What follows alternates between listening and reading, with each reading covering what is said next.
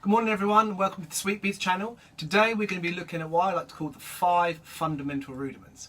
Now rudiments are the building blocks for drummers. There are sticking exercises. So I'm going to show you today what I work with my younger students when they first come to me to start to learn the drums. I often give the analogy that the rudiments are kind of like the scales that you would play if you're a piano player or a violinist or a guitarist. They are, like I say, the building blocks, the patterns we need to get accustomed to learn to play fast, slowly, start combining them, and it helps us voice ourselves on the instrument, on the drum set. So it gives us a bigger variety of the things we can do and really express ourselves in the best way on the kit. So we're going to start with number 1.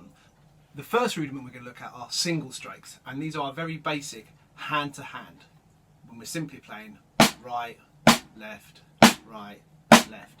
Now with all of these rudiments, what we're trying to do is get consistency across the board. So consistent stroke, which means when we're playing our right hand, it's coming to the same point as our left hand. So that means we're consistent in the volume, we're consistent in our rhythm. So whether we're playing or we have control over the stick. So like all of these things, when we first start to learn them, we start slowly and then we start to build them up. So I'm going to take you to the kit now, and we're going to take it slowly, like I say, and then get that tempo going a bit.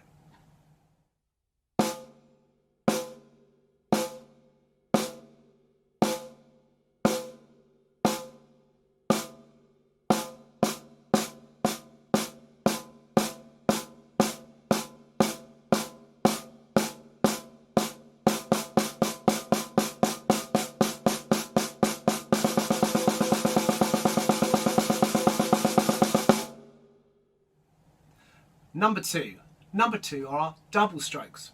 Now whereas singles we're going just hand to hand, right, left, a double is where we're playing 2 strokes. Right, left, right. Now you notice in a minute I'm starting with my tip here and bringing it back to that point with this kind of whipping action. Now this is important. When I tend to teach, we have 3 strokes. We have a full stroke, a half stroke, and then a ghost stroke. So everything in the minute we're just going to try and play as a full stroke. Now if you're like me and right-handed, our right hand's going to be our stronger hand. So our left hand's always playing catch-up. So when you're starting off as a younger player, we tend to get this kind of thing. So the left hand's a bit quieter, it's weaker, it's a bit lumpier. So what you need to do is start nice and slow and really listen to the sound you're creating. Is it even? Are we in time? Does it look the same?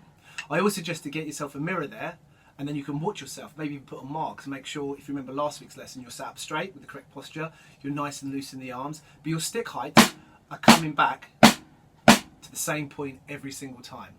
And that's what we need to do when we're playing our doubles.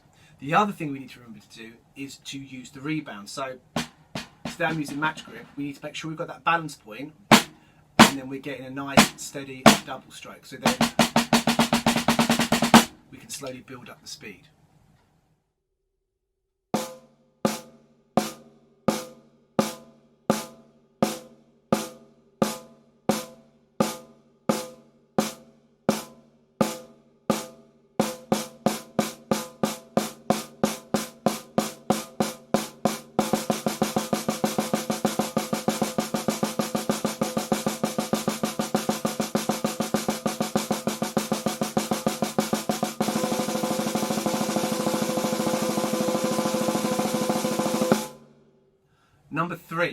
Number three is the single paradiddle. Now there's lots of different types of paradiddles we can have. The single is our most basic paradiddle, which is a combination of singles and doubles. So if you didn't know, the sticking is right, left, right, left, left.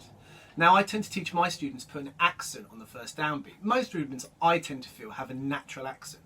And with the paradiddle, obviously we can put them in other places, but with the single paradiddle to start with, try and accent the first note.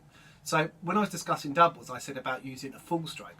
So we'll use the full stroke for the first downbeat, and then we're going to play half stroke. So we'll look like this. Full stroke, right, left, right, and then we're going to bring our left hand up for the next accent on the full stroke, left, right, left. So we're thinking about our hand positioning. Right, left, right, left, right, left, right, And you can see I'm thinking ahead of where my hands are moving, so you tend to get this kind of motion. And this is something that I saw Jim Chapin talk about years ago, probably back in '94, talking about Morella system, but it's still untrue thinking about these stick patterns and the height of our sticks. I'm going to take it to the kit now. I'm going to show you how we're going to build up that speed.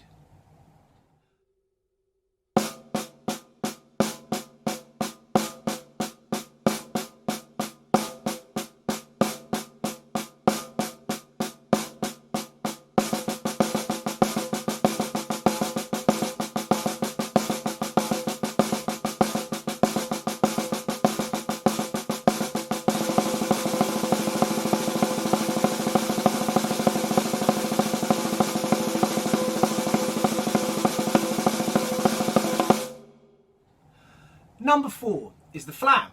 Now the flam is a hand-to-hand motion, and it is a smaller note, a grey stroke, followed by a full stroke. So we should start with our right hand here and left hand down here. If you're left-handed, switch it round. But we're going to start here, and we're going to go left to right. Now the thing about the flam is, what you're trying to do is fatten the sound of the note up. My old teacher used to say it's like when you want to get gravy a bit thicker, you don't want the thin gravy, you want nice thick stuff.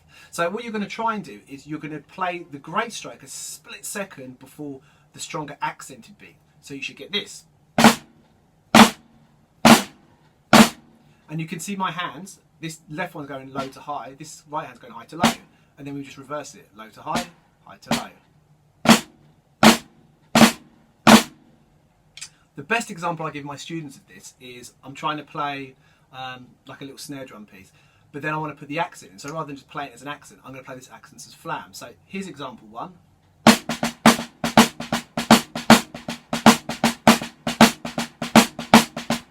So a bit of like a New Orleansy second line kind of feel. Now with those accent line, I'm going to turn those into flams, and you'll hear the difference in tonality.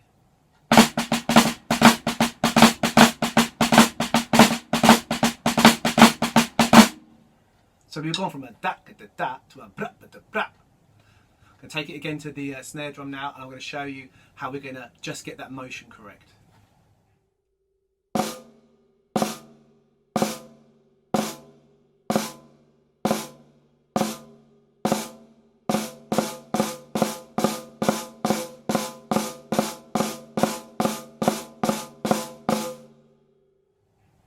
Number 5, the drag. Now the drag is a similar motion to the flam, but rather than playing a grace note, we're going to drag the stick. So it will still be this kind of motion, high to low, low to high, but rather than doing the grey stroke of a flam, we're going to drag this stick and then play a full stroke. So it sounds like this.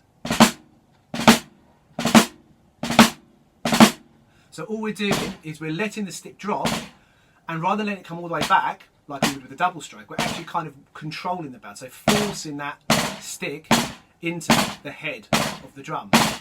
And this is the first thing we start to do actually when we start to learn a buzz roll or a pressed roll, but that's another lesson. So for now what we're going to do, we're going to drag and hit, and as soon as we dragged, we're going to bring it up, we're going to hit, and we're going to keep it down. We're not going to bring it back to the full stroke position. So it sounds like this.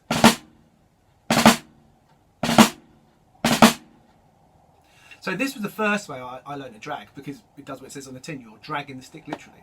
The other way we can play a drag, which I learned a few years later, was rather than doing a drag motion, you do a little double tap. So it's kind of a double stroke, but played as a grey stroke. So it sounds more like this. So rather than ra, you get da da da. So it again has a different quality to it, a different sound. So again, neither are right. You should practice both. I'm showing you the drag one first, because that's the first one I learned. But depending on what musical situation you're in, will depend which one you're going to use. So let me play the drag, then sort of double tap drag. Sounds like this.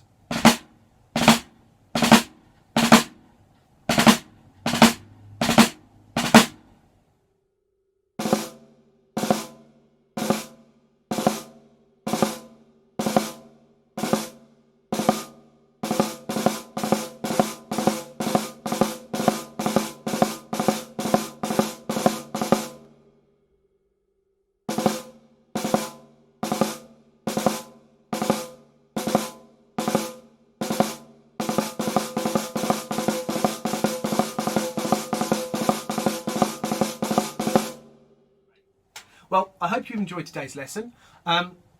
keep an eye out because on Friday I'm going to be doing another review. We're going to be looking at a special snare drum of mine, which is the Craviotto 13 by 5.5 solid steam vent made from ash. So keep your eyes open for that. If you like it and enjoy it, please remember to subscribe in the link below, and remember to share it with your friends. Have a good week. See you later.